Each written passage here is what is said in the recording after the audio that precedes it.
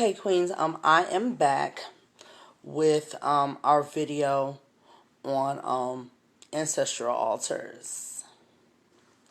So this one is not going to be that long. Last one was about 20 minutes. You know, I try not to make the videos that long, but there's so much information. So let's get into it. Let's talk something about altars. First of all, first and foremost, as we stated in the last video, every single one of us, black, Negro, American, we, in our cultures, or at least in mine, in my black American culture, we don't deal with our ancestors nearly as much as we should. And it's time to change that. So, first things first. How we acknowledge our ancestors. Now, there's a certain way that we do this. Now, you can talk to your ancestors at any time. Remember, everything happens in the altar of your mind, right? Anything we use outside of that is just for the computer, right? And one of our favorite teachers, Bobby Hemmett, the great master teacher Bobby Hemmett, taught us that all altars now are on the altar of your mind. But we're going to talk about how important altars are. First and foremost, an altar is a portal. Okay? There's a certain way how you need to set up your ancestral altar. Okay. How I have mine set up. Now, before I tell you this, I need to let you know this is a very powerful, sacred undertaking. It is not to be taken lightly. I studied altars for about 2 years before I actually put my whole entire altar together. Okay? I started out with just pictures and candles. And that's okay. That's okay for those of us that are, that are new to this or are a little bit squeamish. You start off with pictures and candles. This is how I started my first altar. And what we mean by an altar is a portal is that when you remember your mind is all powerful, and when you go into this undertaking and you begin to set up these altars, you really are getting very close to that veil in between the living and the dead. Now, we all know and understand that there is no such thing as death. There's no such thing as death. There's only a transference of energy, right? No such thing as death. This body is not you. It is a vehicle that you use. What we call death is as simple as transferring from one car to another, right? And that is, and of course, in our physical bodies and in our feelings and everything, it's very hard to lose a loved one. But we should really work on viewing it as they're not lost. They are right there. They can be accessed at any time. And we need to be accessing them. We need to. They're right there waiting for us to acknowledge them. And that's all that working with the ancestors is acknowledging your ancestors. Letting them know how much you appreciate them. Remember, we talked about how powerful gratitude is. All right. Letting them know that, you're still here and you're still just talking to them about anything. I talk to my ancestors how I would talk to the elders and my family that are still on this side. Now, back to the altars. Okay, so I started out with pictures and candles. Okay. When you set up your altar, you want to get a white covering. Now, you can improvise and get a white sheet. You can get, what I did, I went to the Dollar Tree and I got a white tablecloth from the Dollar Tree. I designated a small table in my house. I put the white tablecloth over the table. Okay, and then I set up some pictures of my ancestors. I got a candle, and I dedicated the candle to my ancestors. Now, on your ancestral altar is very, very important. I'm going to get into the don'ts in a moment. I'm not going to go into the don'ts, but I will say this because I know I'm going to forget. Do not have any barcodes. Anything that has to do with a price or a barcode, like when you go and purchase that candle, you want it to be a white candle. Okay, you can get it from the dollar store. You can get it from the bodega, wherever. Yeah, take that barcode off. The ancestors don't really like that. They don't like that, that frequency. Take the barcodes off of anything that you put on your ancestral altar. Okay, so start off with candles and the pictures, and what you want to do is you want to create rituals for yourself when you go spend time with your ancestors. All right. Now, what I do is I'll wash up. I have a face washing station in my house, which we'll get to that. I have a very powerful face washing station of where I use to manifest. But I will go to my little station and I will do a spiritual cleansing. Right. I have a little I will make a little like elixir, and I will wash my face and my hands. I will anoint myself with oils, and I will take a moment in silence to just get in that space. Right. And then I will go grab a chair and I will sit next to my altar. I'll light my candle and I'll sit next to my altar with my pictures there. This is when I first started. And I just sit there and I might journal a little bit. I might talk to my ancestors about what's going on in my life, and just all different, whatever's happening. I'll talk to them, like I said, I'll talk to them like my elders. Now, once you start getting comfortable in that process, because that is very big. Just, it sounds like, it's no big deal. That's very big. Just creating yourself a little area for your ancestors in your house. Now, you can have, an area for, your ancestors, one by one. I don't have that much room in my house. Some people have their ancestor altar split of where they have one side of their family on this side and one side of their family. I put all of my ancestors together. Okay, I put them all together on one altar. Now, as I started getting more comfortable, now you can start fleshing out your altar and making it more powerful. Okay, now how you do that? I activate my altars with the 4 elements. 4 elements need to be on every ancestral altar. This is when you are you've done it before. You've worked with your ancestors. You speak to them. You do little things for them, so you're comfortable, right? So now you can have a real altar at your house. So the 4 elements you want to use to activate your altar. Okay, so you need to have some water on your altar. Okay, I will go to the dollar store and get a really pretty glass and fill it with water. You need to also have something of earth, a plant. Aloe. Aloe plant is really big in my family, and aloe is a very, very sacred plant in magic. So my ancestors have their own aloe plant on my altar. Your candle is the fire. Right? Your candle represents the fire. And if you sit there and you actually get into the energy and you watch it, that flame will dance for you. It'll dance. That's the energy working with you. And so we talked about the aloe. We talked about the water. We talked about the fire. The last one would be the air. This is your incense. Incense is very, very, very important when you're dealing with your ancestors. We burn incense in our house as black folks because they smell good. Incense is a very, very powerful spiritual tool. The smoke is the in-between between us in the living world and them in the ancestral realm. Right, and the smoke travels, and you can set your intentions on that smoke and travel it.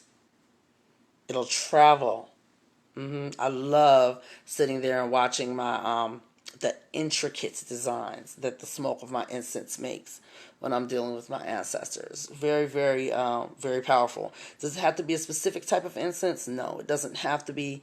I like to get really good smelling incense when I'm working with my ancestors.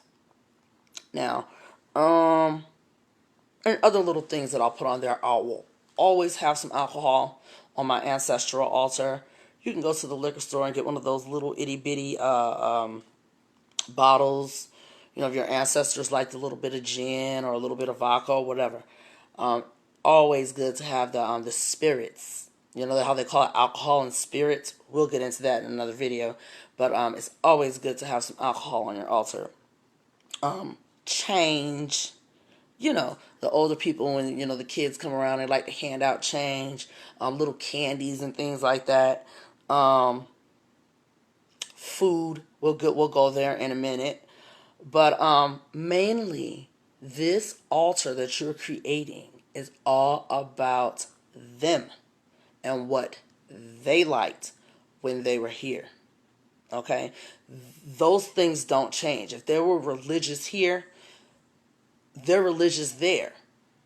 Right. Until they, you know, they get to the point in their consciousness that they're shifting.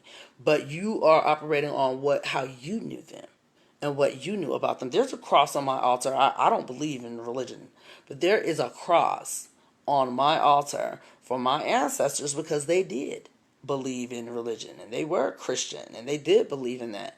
So I have a cross on my altar for them. I have a little Bible on there too. Even though, you know, we have our own ideas and our own beliefs, but, you know, this is for them. And in creating this altar for them, what is happening? It's all here. You're thinking about them. Right. Now, our bush people have a proverb. And the proverb says that you don't die until the last person that remembers you stops speaking about you or stops thinking about you or stops bringing up your essence. So when you're thinking about your ancestors and putting this altar together for them, it's a very, very powerful and sacred time because you're calling them up. You're calling them up. You have to trust yourself that when your ancestors are on your mind, they are really there. I'm going to tell you a story about working with my ancestors. They are there. When you're thinking about them and you're thinking about their essence, you just can't see them with this eye because they have worked so hard to shut down this eye. You can't see them and you can't hear them, and we've been taught to be afraid of those things, but they are there. When you think of them, now everything that you're doing on this altar, I do offerings of food and different things that my ancestors like. Like I will go to KFC and get them a chicken, a piece of chicken and a biscuit, right? When I make a food here that I know that they really, really enjoy, I will place it on the altar. Now, for those of us that are just coming into this knowledge, this is not about, your ancestors are going to come down and reach down with their physical hand and grab the food and eat it with their physical mouth. No, this is about essence. This is about the offering that you're giving to your ancestors. Right. You can speak to them with your physical mouth or with the altar of your mind, but this is about the essence of what you're offering them. Right. I will also get down with some ancestor money when I'm dealing with my ancestors. And okay, ancestor money, it actually deserves its own video. I'm going to touch on it very, very shortly right here. Ancestor money is very, very powerful. For those of you that have not heard of it, it is out of an Asian tradition. I want to say Chinese. Ancestor money deals with the Jade Emperor. And a lot of religious people are, because they're called hell notes. It's a whole nother video. I'm not going to get too far into that. But how I deal with my ancestor money when I get real heavy in my work, I will pay tribute to my ancestors with ancestor money. And how you do that is through burning, right? We talked about the smoke, how the smoke is an in-between us and the ancestral realm. So I will burn some ancestor money and send it over to my ancestors, and they will bless you in return, honey. Let me tell you about what my ancestors did for me. I'm going to tell y'all a story. Okay.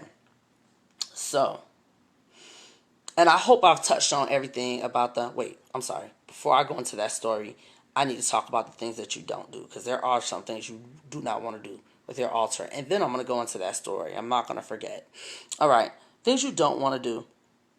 You do not want to let others touch your altar that are not involved in it. And what I mean by that is that if they are not part of your ancestral line, of your bloodline, you don't want all kinds of energies touching on your altar.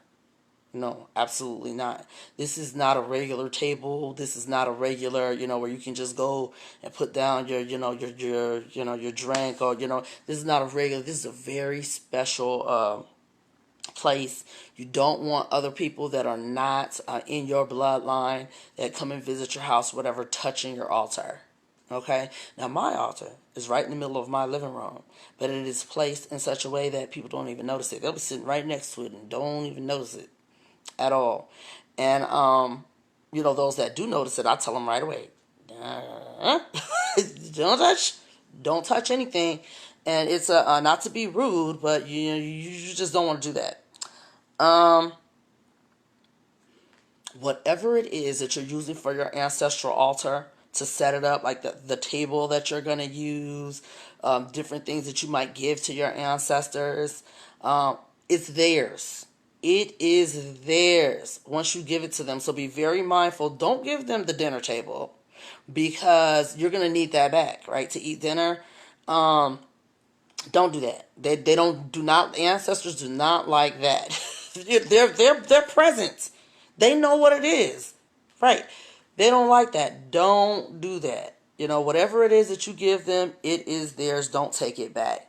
Do not put any pics of the living on your altar. Don't do that. That's very confusing for the energy. This is how it works for me. I told you I studied this for a very, very long time, because I am a student of spirituality, and I know how powerful this stuff is. I don't want to do anything, So that's one of the first things I learned. Do not include the living realm with your ancestors on this altar. This is for them and them only. So if there is a picture of your grandmother holding you and you are a baby, don't put that on your altar. You can put that in your house. Don't put it on your altar. Okay. Not everybody follows this one. I am by nature very, very private. I do not like to have my spiritual stuff on camera. I am pushing myself outside of my comfort zone with this group and with these videos, because it's very, very important that we share these things with each other at this point in time. It's very important. So I'm sharing a lot more than I normally would, but for me, it's too sacred. I do never, ever, ever put my real altars on camera. Like, I might put my 1111 altar on there. Because I have altars for a lot of different things. I have a lot of altars in my house. But and I might put some of them on there to explain certain things. But my ancestral altar is off limits. I do not put that on camera.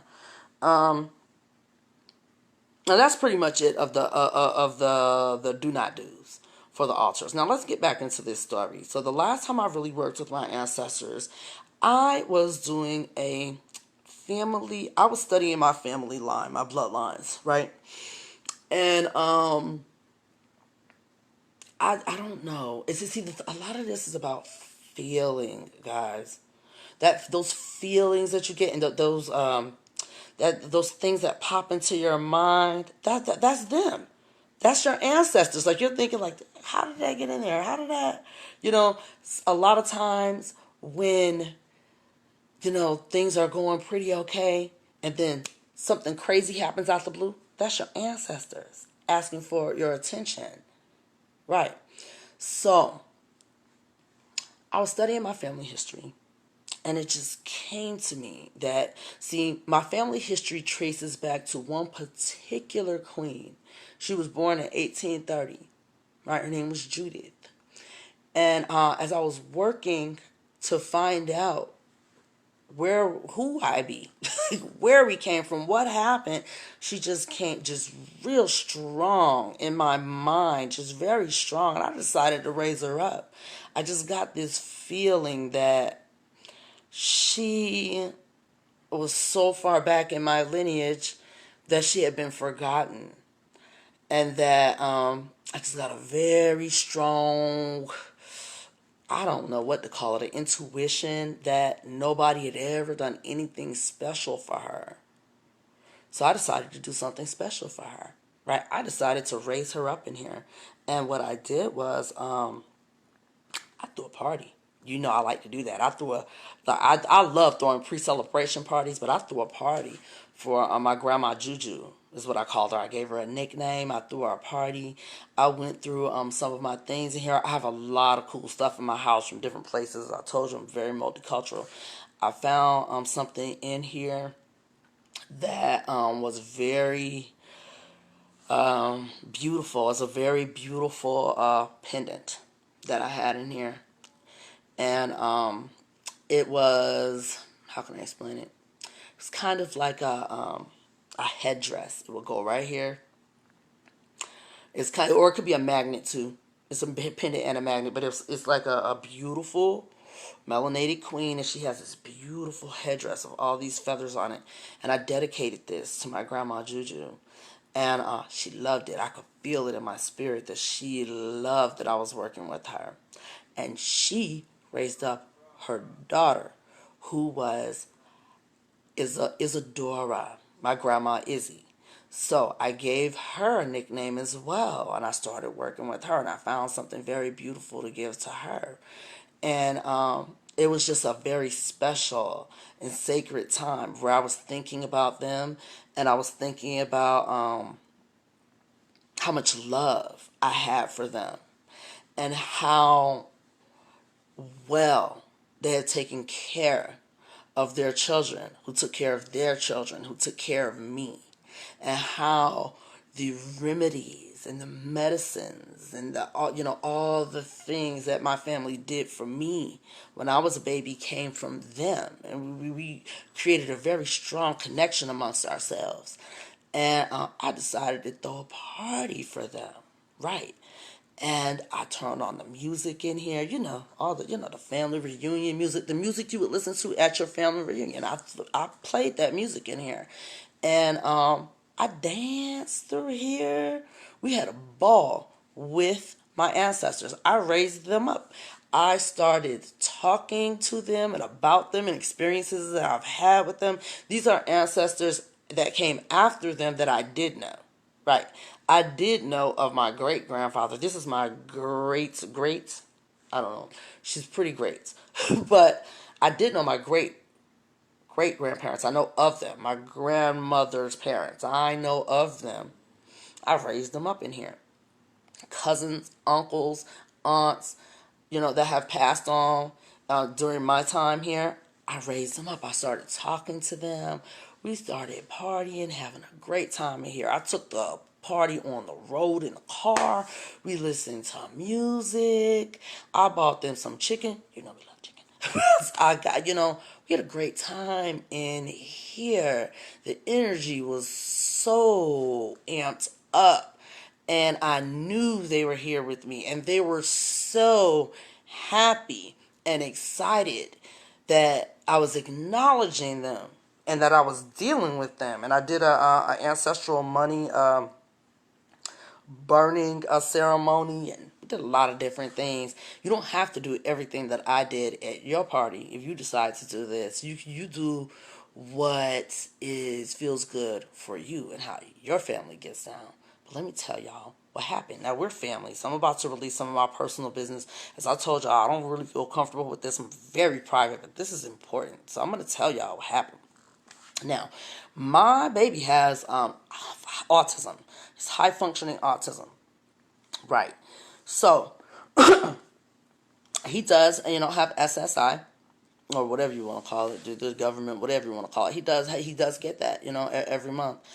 And, and like any type of other government agency, I'm always fighting with them about something. Always. So they cut me off. They had cut me off. And I did not throw this party because they cut me off.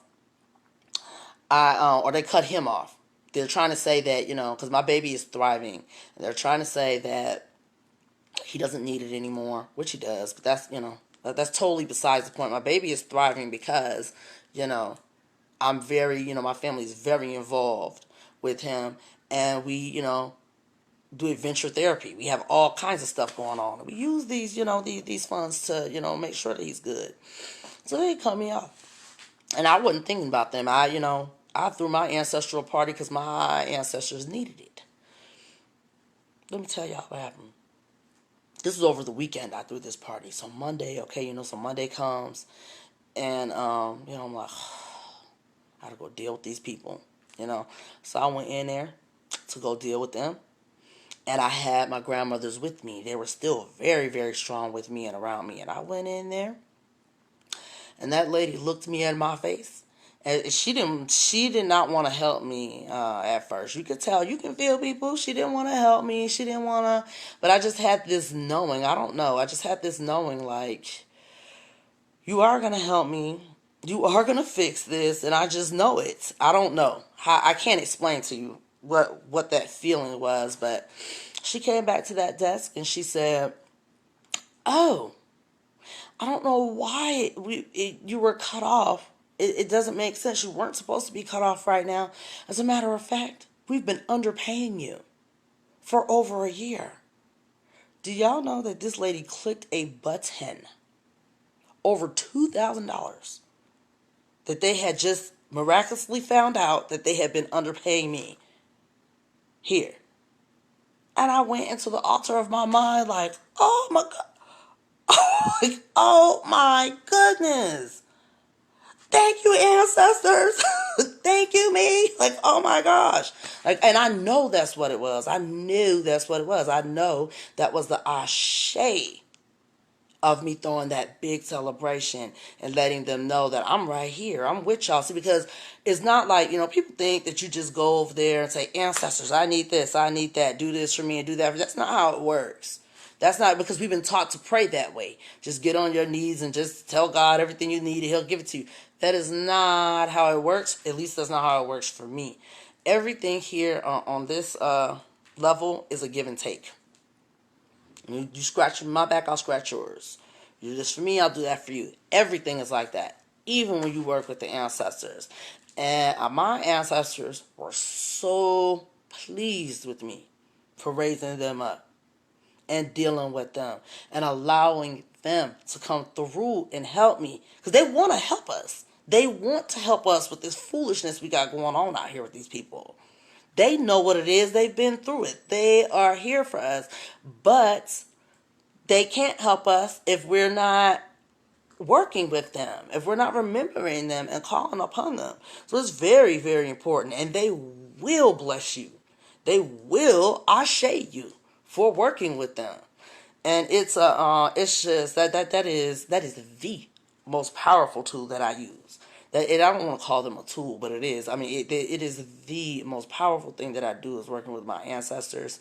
I strongly encourage every single one of us to be doing the same. Get down in there. Throw a party with your ancestors. They will be so glad to feel you. They will be so overjoyed to feel you. And they're with you anyway. Whether you know it or not, they are with you anyway. Everything changes when you start walking like you know they're right there. Everything changes. Right. And I know for a fact, this is before I even threw this party, I know for a fact my ancestors are with me. That I know for a fact that nothing will happen to me that I did not invite, that I am divinely protected. I say that all the time. I'm divinely protected by my spiritual team that I came here with, by my ancestors that I raised up once I got here. Some supernatural stuff will happen before anything ever happens to me. And the same with you. We just have to access that. You see how powerful that is? Because all this stuff, like I told you, all these other cultures are working with this stuff. They got it from us. Right. So when you connect with your own self and your own stuff, you get very powerful results. So that was my ancestor story. I have so many. That is just the latest one that occurred. They gave me $2,000. I'm not lying to y'all. They gave me $2,000 for real. So, yeah, you know, very, very powerful. I love my ancestors. I deal with them all the time, and I hope we're all doing the same. Peace and love, y'all. Please make sure that you are going over to YouTube and liking, subscribing to our new channel. I think this is going to be my last video of the day. I might do one more.